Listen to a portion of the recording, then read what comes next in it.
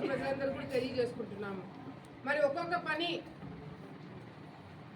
చెప్పిన మాట ప్రకారం ఒక పక్కన అభివృద్ధి చేస్తూనే ఇంకో పక్కన ప్రజలకి కావాల్సిన అవసరాలన్నీ కూడా తీరుస్తూ ఈరోజు ప్రభుత్వం ముందుకెళ్తుంది.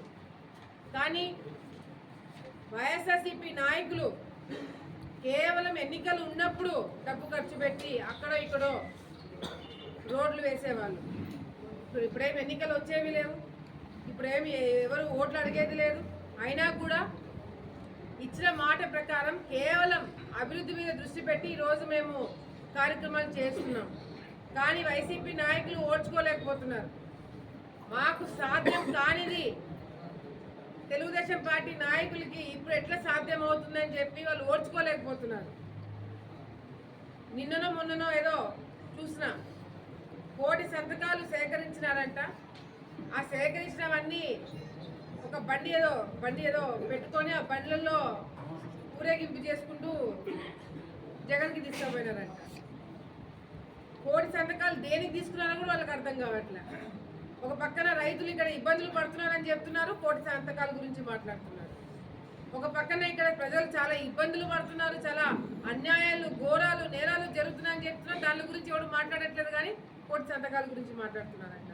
నాకు తెలిసి వీళ్ళే, ఈ వైసీపీ నాయకులే పదే వాళ్ళ సంతకాలు వాళ్ళే పెట్టి 1,000 సంతకాలు సేకరించి తీసుకుపోయినట్టున్నారు.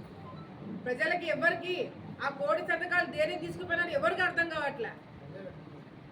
అదే వాళ్ళే పెట్టుకొని ఉంటారు. ఏం పని లేదు, ఇప్పుడు సమస్యలు ఏమి లేవు ప్రజలకి.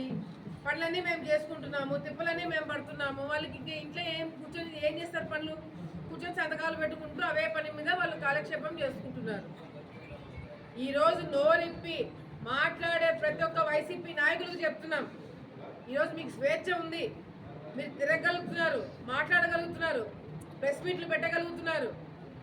గతంలో మీకు గుర్తుందో లేదో, ప్రతిపక్షంలో మేము ఉన్నప్పుడు ఇంట్లో నుంచి బయటికి అడుగు పెట్టాలంటే కార్యకర్తల మీద కేసులు పెట్టేవాళ్ళు.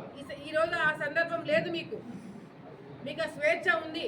ఆ స్వేచ్ఛని మీరు, మా ప్రభుత్వం ఏదైనా తప్పు చేస్తే దాన్ని ఎట్లా ప్రజల్లోకి తీసుకుపోవాలని ఆ స్వేచ్ఛను వాడుకోండి.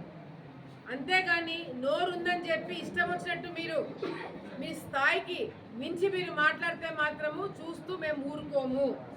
ఈ ప్రభుత్వాన్ని కావచ్చు, నాయకులను కావచ్చు, కార్యకర్తలను కావచ్చు, మేమేదైనా తప్పు చేస్తే ఆధారాలతో సహా నిరూపించే దమ్ము ధైర్యం ఉంటే మీరు మాట్లాడండి.